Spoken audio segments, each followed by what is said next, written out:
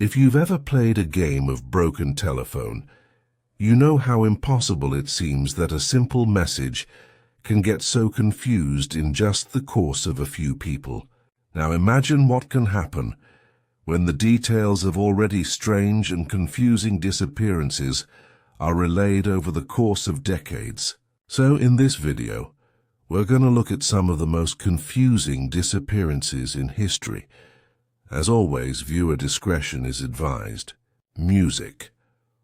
On April 24, 1856, Joseph and George were about to enjoy a meal with their father, Samuel, in the family's modest cabin about 50 miles southeast of Pittsburgh. Their mother, Susanna, was there too, but she was attending to chores while the boys ate. As Samuel and his sons were about to dig in, the family dog, Sport, began barking like he often did when something outside caught his attention. They all figured it was a squirrel or a fox, or maybe a tasty rabbit, all of which were common in the area.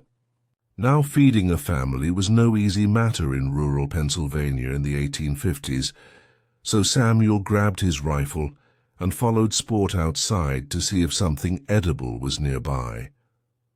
It's not clear whether he told Joseph and George to stay put, or what Susanna was doing when he left, but the boys probably couldn't resist the urge to join the hunt, and left without telling their mother. When Susanna finally noticed they were gone, she must have figured that they were with their father, and that everyone would come back shortly. But then when Samuel came back, he assured her that the boys hadn't been with them, and that he hadn't even seen them. Due to their ages, and just generally how dangerous it was to be out in the wilderness for extended time, Samuel and Susanna began searching immediately. But despite scouring the area and calling the boys' names until their voices gave out, they got no reply. As nightfall approached, the situation became increasingly serious, and Samuel eventually ran to a neighbor's home and asked if they could spread the word that the boys were missing, and that he and Susanna needed help. By some accounts, hundreds of eager searchers had materialized by the following morning, and other sources claim it was thousands. Whatever the number, some came from as far as 50 miles away. Again, this type of travel was no small feat in the 1850s, and the response shows just how tight-knit the community was and how determined the volunteers were to find the missing boys. Searchers teamed up in small groups and hacked their way through the forest from sunup to sundown. And then at the end of each long day, they prepared large fires and carried torches through the woods, yelling their names. But unfortunately, their calls went unanswered, and with temperatures dropping drastically at night, it seemed unlikely that the boys would be found alive. Even so, the volunteers soldiered on and continued on expanding the search area in case the boys were moving in the opposite direction. It's worth noting, however, that the search was limited to the west side of a creek near the family's cabin. The reason for this is that pretty much everyone agreed that the boys couldn't have crossed the creek without drowning, because it was abnormally large that spring from all the snowmelt. So, the western shore of the creek itself was thoroughly searched, but the east side was ignored altogether. With the first frustrating week gone by, and with nothing to show for it, some of the searchers began to suspect that there might be something that the parents weren't telling them. Some of them even went as far as to accuse Samuel and Susanna of harming their children, in staging the disappearance to cover it up. Although this was just speculation and frustration, some searchers even began looking for newly dug and poorly concealed graves in and around the family's cabin. When these new searches turned up nothing, and as volunteers began returning to their homes and farms, it looked like neither family nor the community would get any closure. More than a week after the disappearance, a Pennsylvania farmer named Jacob DeBer was so frustrated by the search revealing nothing that he told his wife that he wished he could have a dream in which the boy's whereabouts would be revealed to him. Then, incredibly, on the night of May 2nd, he apparently did. In his dream, Jacob claimed he was walking along a quiet path in the woods when he crossed a log that had fallen over a creek. Then he came upon a dead deer and a child's shoe at the base of a damaged birch tree. He initially passed it off as the product of his overactive imagination. After all, he'd been thinking about the dream before he actually had it. But as the story goes, Jacob then had nearly identical dreams over the following few nights, which he only told his wife about initially. Initially as well, though, he didn't really know what to make of these dreams.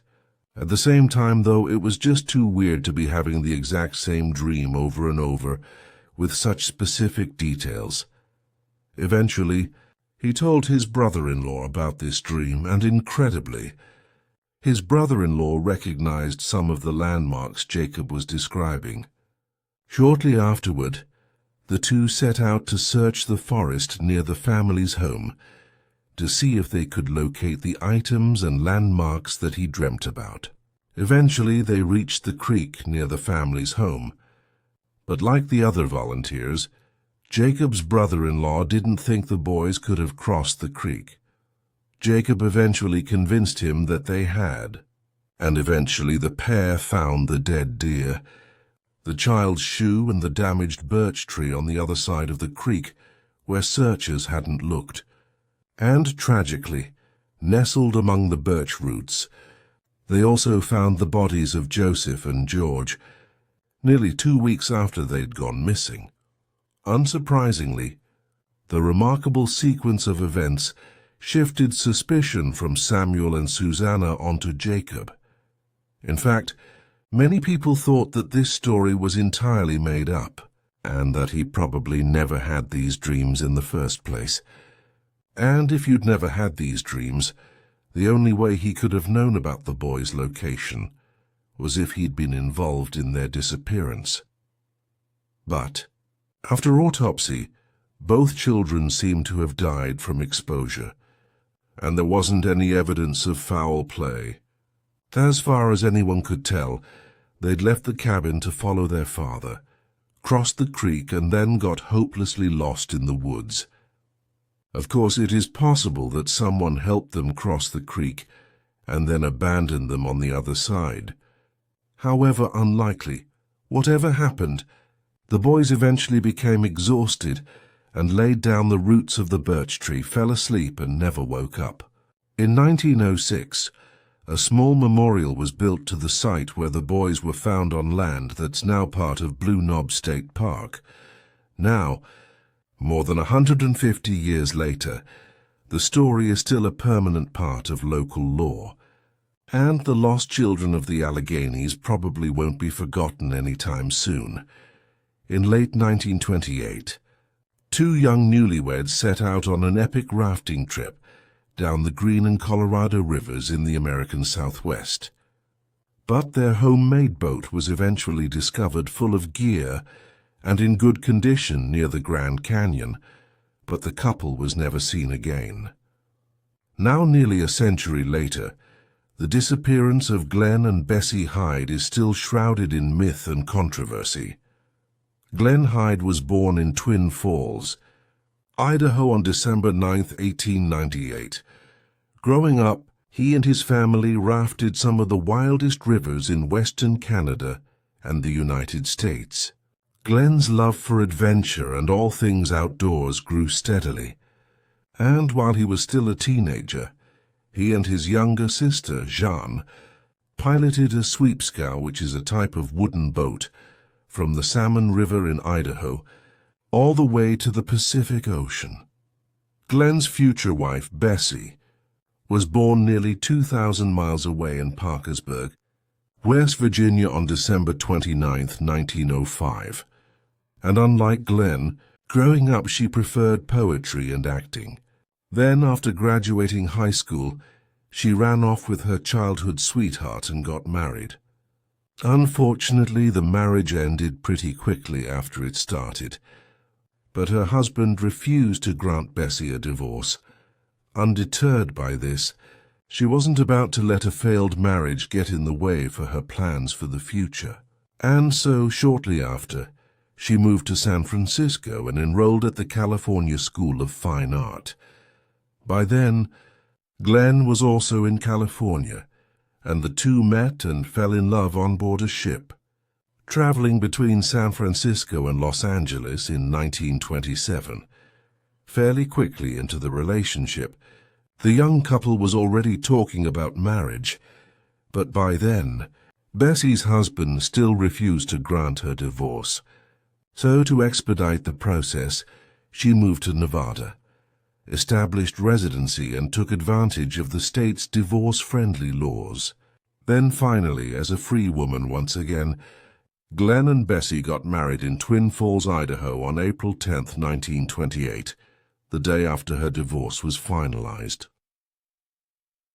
Soon after that, they decide to spend their honeymoon rafting down the Colorado River, after reading reports of a film crew that had recently been rescued while making a similar rafting trip through the Grand Canyon. By the late 20s, less than 50 people had managed to travel the full length of the Grand Canyon by boat, and of those who had, all were men. With Glenn's experience and Bessie's energy, they reasoned that they had as good of a chance of succeeding as anyone else.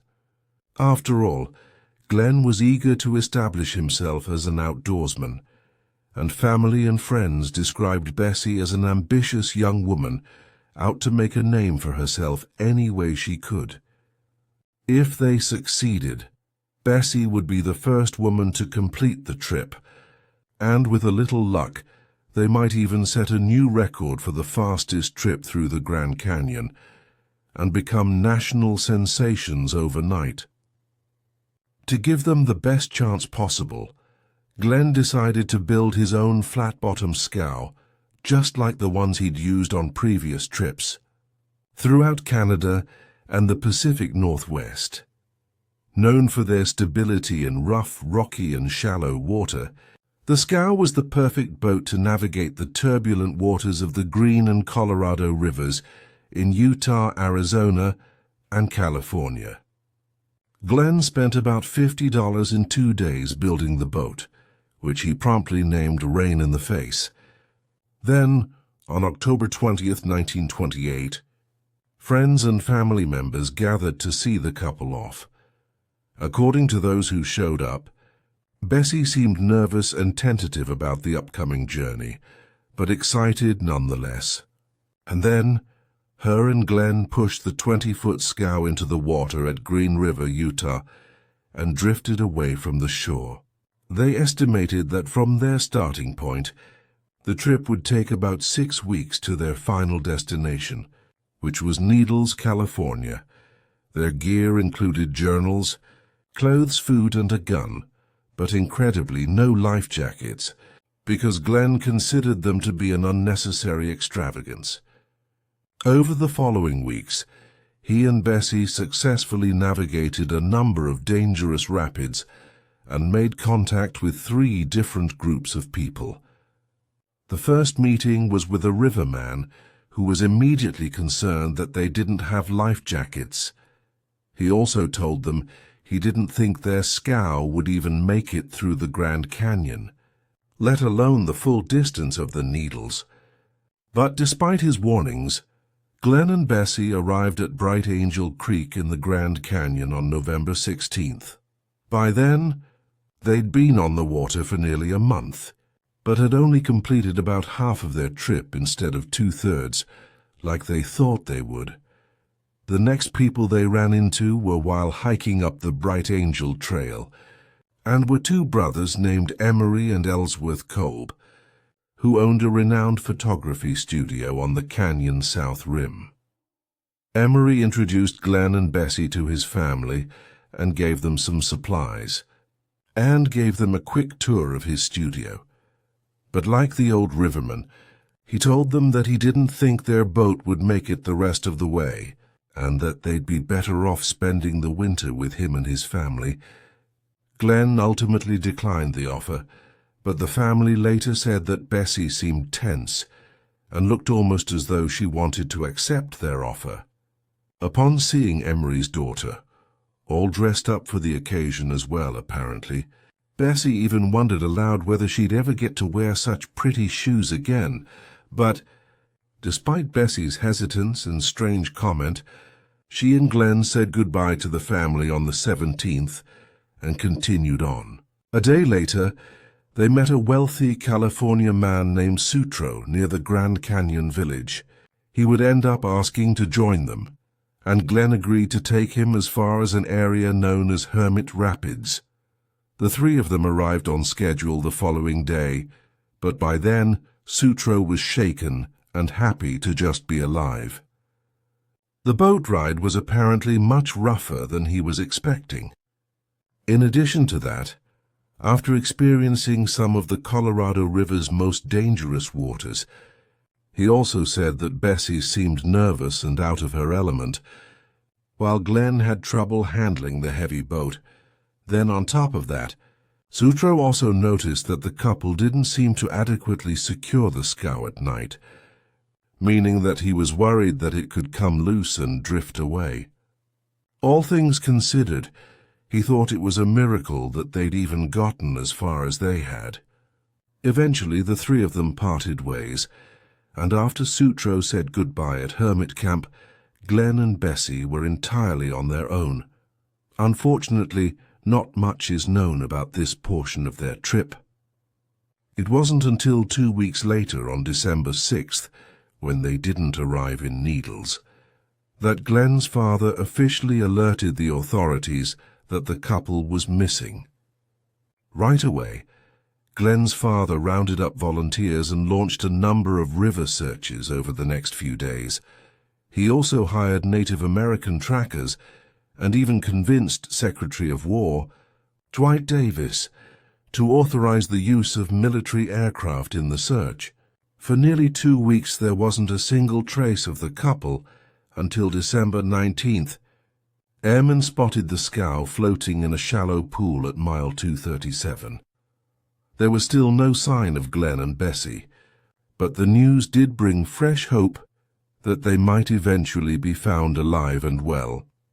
Glenn's father and the Cole brothers set out to Peach Springs, Arizona, to launch another search party that would make its way to the scow. The Cole brothers and a number of volunteers left a few days later and reached mile 237 on Christmas morning. All they found, though, was the scow floating just where the pilot said it would be. The boat's bowline is snagged on something in the shallow section of the river, keeping it in place, but it was unclear how long it had been there. The boat was also intact, and the couple's gear was neatly stowed and secured inside. Weirdly, there were no signs of an accident or foul play, and Bessie had made the last entry into her diary on November 30th, with no indication of anything wrong. After removing as much gear from the scow as they could take with them, Emery ordered the boat to be cut free to continue floating down the river.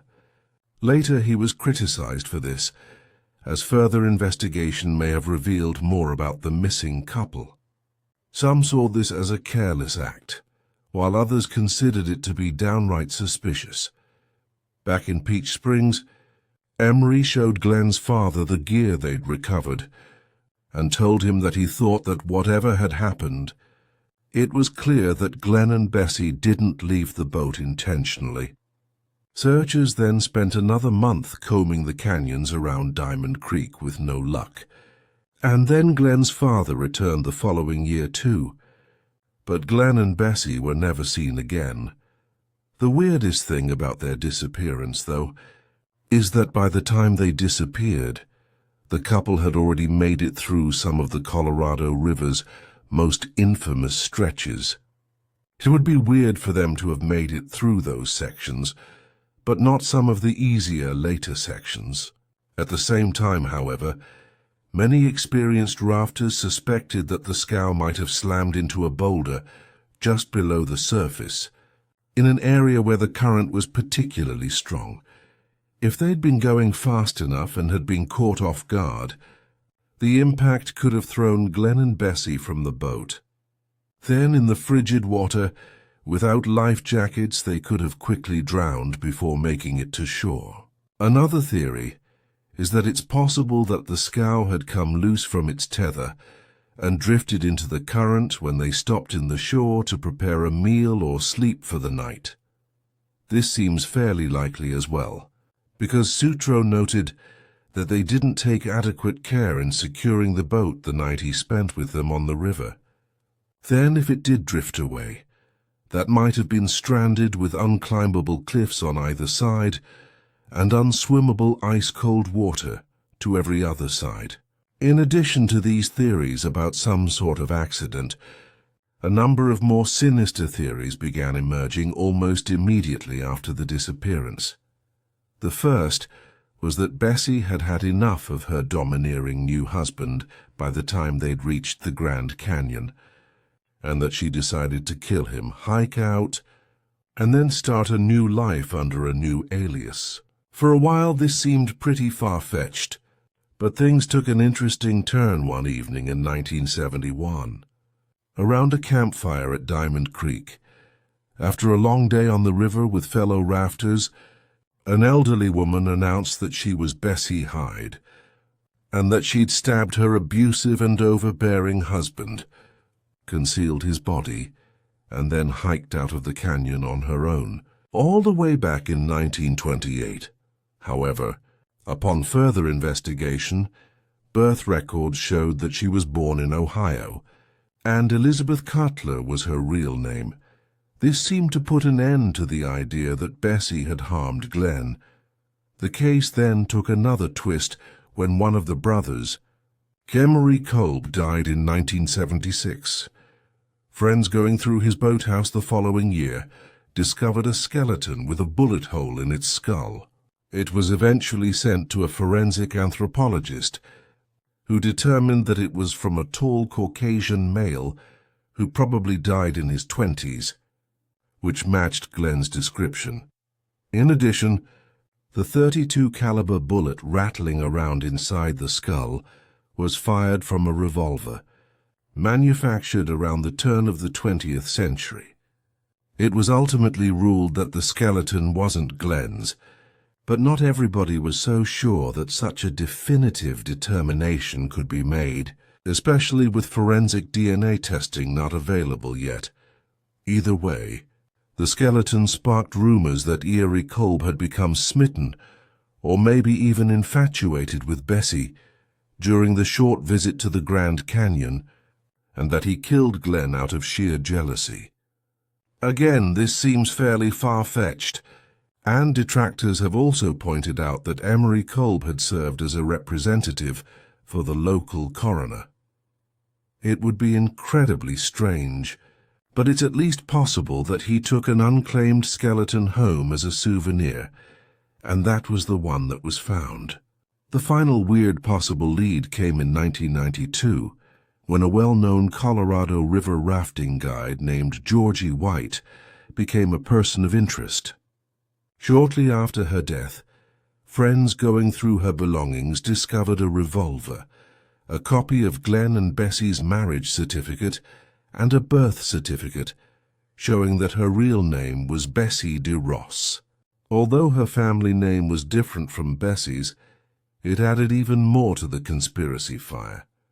At the very least, her name was an odd coincidence, and the marriage certificate was even more strange.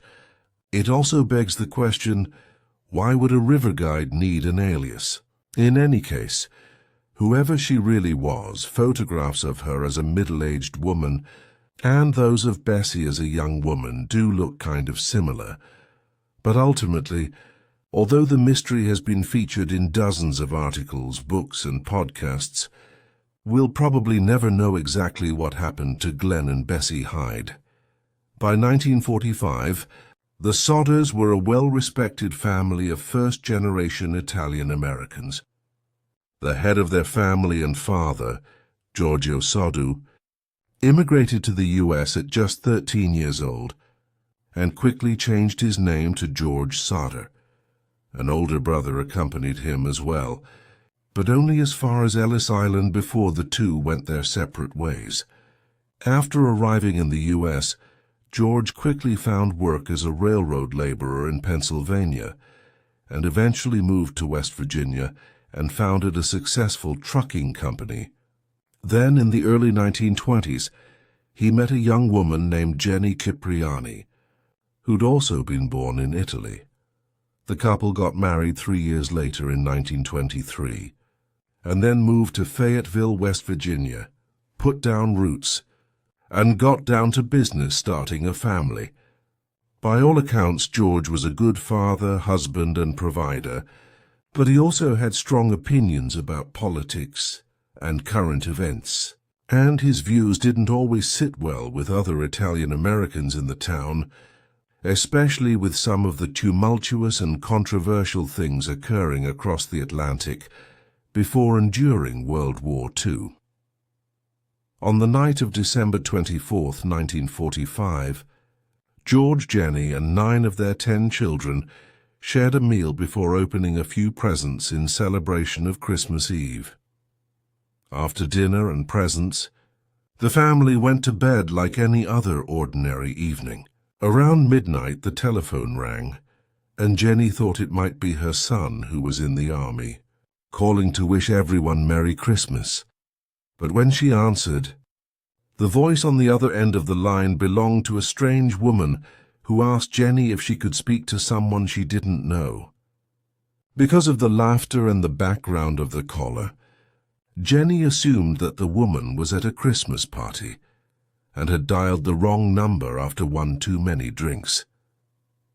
Before returning to the first-floor master bedroom, Jenny noticed that lights were still on, and the curtains hadn't been drawn, and that the front door was unlocked. Since one of their children, Marion, was the only one asleep on the living room couch, she figured the other children were already upstairs in bed. So, she closed the curtains, locked the door, turned out the lights, and returned to her own bed. Shortly after dozing off, she thought she heard something heavy hit and roll off the roof. But in that between waking up and sleeping, it didn't really register how weird that was, so she fell right back asleep after hearing the noise. About 30 minutes later, she was woken up again, but this time by heavy smoke filling their bedroom. George woke up a few seconds later, and already they could barely see or breathe. Since the fire had already swept through the downstairs, they grabbed 2-year-old Sylvia from the crib next to their bed, and then ran out of the house. 3 of their kids, 16-year-old George Jr., 17-year-old Marion, and 23-year-old John, were already outside, but 6-year-old Dolly, 8-year-old Jenny, 10-year-old Louis, 12-year-old Martha, and 14-year-old Maurice were not outside yet. George immediately ran back to the house and shattered the downstairs window. He then jumped through the window into the inferno, only to find that the flaming staircase was completely impassable. Next, he ran to the side of the house for the ladder, so he could use it to rescue his children through a second-floor window. But the ladder was not where he'd last seen it. Next, he tried to drive one of his coal trucks up to the house and enter a second-floor window from the top of the cab. But both trucks wouldn't start, even though they'd been working perfectly the day before. In all of the chaos, Marion ran to a neighbor's house to call the fire department, but no one picked up the call. Another neighbor also saw the blaze and called too, but again no one answered. This same distraught neighbor eventually drove into town and tracked down the fire chief. But even though the firehouse was less than 3 miles away, by the time the crew showed up, approximately 6 hours later, the home had been reduced to ashes. George, Jenny, and the rest of their children could only watch, as they could only assume that the rest of the family was still inside the home. As devastating as this was, though, and weirdly, almost immediately after the fire was finished, they began to have doubts about whether the children were even inside. After searching the rubble, no remains were discovered anywhere. Not even the skeletons were recovered, which is typical in house fires. To top it off, the house had only burned for about an hour, and even the fire chief admitted that it probably hadn't been hot enough to fully cremate 5 bodies. Shortly afterward, a state police investigator stated that the fire was due to faulty wiring, but later, an independent electrician hired by the family discovered that some of the home's electrical wires had been cut before the fire. Unfortunately, they had no idea when they were cut or by who. Then, despite these odd inconsistencies, authorities ruled the fire accidental, and the 5 death certificates issued before the new year all stated the missing children had died in the fire that night. Tragically, if remains had been found, George and Jenny could have had some closure and started putting their broken family back together. Instead, they became increasingly convinced that the children had not been inside the home when the fire occurred, that they might be alive somewhere still, and that the fire may have been used to cover up a kidnapping. With few options at their disposal, they rented a huge billboard on Route 16 with the names and faces of the missing children, along with a promise to pay $5,000 to anyone with information about their whereabouts. At the same time, Jenny began testing to see if bones actually burned in fires by burning various animal bones to see if she could turn them into ash. And what she found was that no matter how hot the fire got, or how long the bones burned, they always remained intact. Jenny even contacted a crematorium and was told that bone fragments often remain even after incineration for 2 hours or more at 2,000 degrees. House fires can get that hot, but it's still different than direct exposure for 2 straight hours. So, with half of his family dead or missing, and far more questions than answers, George tried to preserve the site by filling the basement and foundation with more than 5 feet of dirt. As time went on, rather than feeling about the circumstances, the family began to remember a number of strange events that occurred before December 24th. And these are some seriously strange and confusing events. The first involved a stranger who'd shown up at the house looking for work a few months before. The man had walked to the back of the house, pointed to a fuse box and said it would probably start a fire someday. George thought it was a particularly strange behavior, since a local utility company representative had just given the home's electrical system a clean bill of health. At about the same time, a traveling insurance salesman stopped by the Sodder home and had become enraged when George declined to purchase its policy. Strangely as well, he also predicted the house would go up in smoke, that it would destroy George's children, and that he wouldn't get away with criticizing Italian dictator Mussolini. George was known to not be shy about voicing his dislike of Mussolini, but at the time, he chalked it up to nothing more than a threat made by a frustrated insurance salesman with a big mouth. In another instance, the Sodder's oldest son, Maurice, also remembered seeing a mysterious man in a car parked down the road, watching the younger children walk from home to school. But things got even stranger when the Sodders found a charred object in the debris that seemed to resemble a pineapple bomb hand grenade, similar to the ones used by American servicemen in World War II. Upon seeing this object, Jenny recalled hearing the thud on the roof the night of the fire, and wondered if it had been caused by this object. In addition to that, there were also a number of odd sightings reported of the missing children after the incident. The first came from a woman who said she'd saw the missing children gazing from the window of a passing car, while the Sodder's house was still burning. Another woman said she served the Sodder kids breakfast on Christmas morning at a roadside restaurant near Charleston, West Virginia. Another said 4 of the missing children stayed at a hotel in Charleston about a month after the fire, and they were accompanied by 2 stern men of Italian descent driving a car with out-of-state plates. The receptionist apparently tried to engage the children in conversation, but after a short burst of Italian from one of the men, the children stopped talking, one time as well. George even thought he saw his missing daughter, Betty, in a newspaper photo of school children in New York City. He drove to Manhattan and apparently located the family, but the girl's parents refused to even speak with him. Shortly after that, a letter arrived from a woman in Missouri, who claimed one of the children, Martha, was in a convent in St. Louis. Another tip came from Texas, where a bar patron said he overheard a conversation between 2 men, where they were discussing a mysterious Christmas Eve fire in West Virginia years before. In the end, George would follow up on dozens of these leads from across the country, but he always returned to West Virginia empty-handed. 2 years after the fire, the Sodders wrote to the director of FBI, J. Edgar Hoover, asking if he and the Bureau would get involved.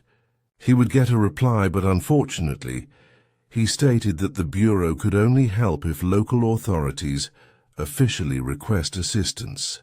Unfortunately, the Fayetteville Fire and Police Departments weren't interested.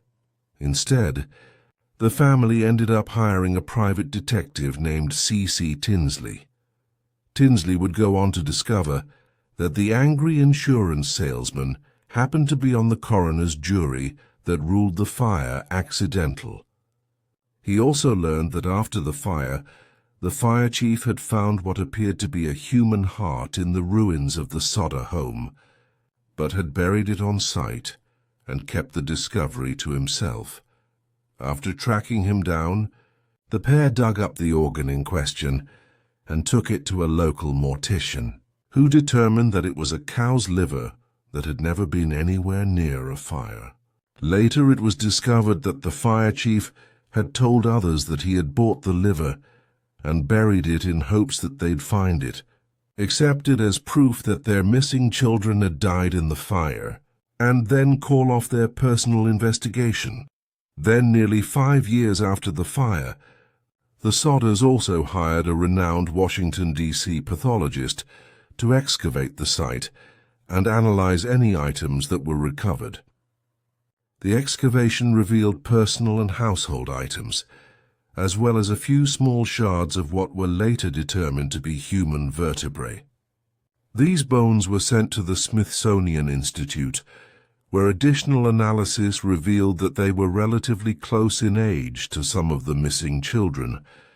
However, they showed no evidence of ever being burned. The report also noted how it was odd that no other bones were found, and that in many house fires, whole skeletons were recovered intact. In the end, the report concluded that the bones weren't from the Sodder children, and that they were probably in the dirt that George used to fill the foundation after the fire. These findings prompted 2 hearings at the Capitol in Charleston, but officials still refused to reopen or even re-examine the case. Then, in 1968, Jenny Sodder received a letter that had been postmarked in Kentucky. Inside, she found the photo of a young man with an uncanny resemblance to Louis, who was just 9 years old on the night of the fire. On the back was a cryptic message that read, "Louis Sodder. I love Brother Frankie. Lil Boys, A90132 or 35. Despite their fears that publishing the letter might bring harm to the children, they did update the billboard on Route 16 with the new photograph. George then hired another private detective to follow up in the lead in Kentucky. But nothing else was found since the letter had no return address. It's also not even clear if the letter was legitimate or if it was just a prank on a desperate family. Tragically, George Sodder passed away in 1969, never knowing what happened to his missing children. Jenny died 2 decades later, and up until the time of her death, she wore black in mourning and remembrance. Now, even the billboard with the faces of the missing children is long gone. But George and Jenny's grandchildren haven't given up the search. Some theorize that the local mafia may have orchestrated the fire and kidnapping after George refused to pay extortion money, or that it was Mussolini loyalists who were retaliating for what they considered his unpatriotic political views. Whatever the case, George and Jenny always maintained that their children were kidnapped by the group of people who started the fire. Of course, though, it's also possible that they might have simply died in the fire after all. It's possible the fire burned far harder than originally thought, and the bones really could have been reduced to ash. Unfortunately, because of how long ago the case occurred and how highly publicized it was, there are so many theories and conflicting accounts. It just makes it all that much more confusing. In any case, I know this case has been covered a bunch before, but since it's so infamous and since this is a new series, I figured it might be good to include. Thank you for watching the video. If you like it, please like and comment in the comment section below the video.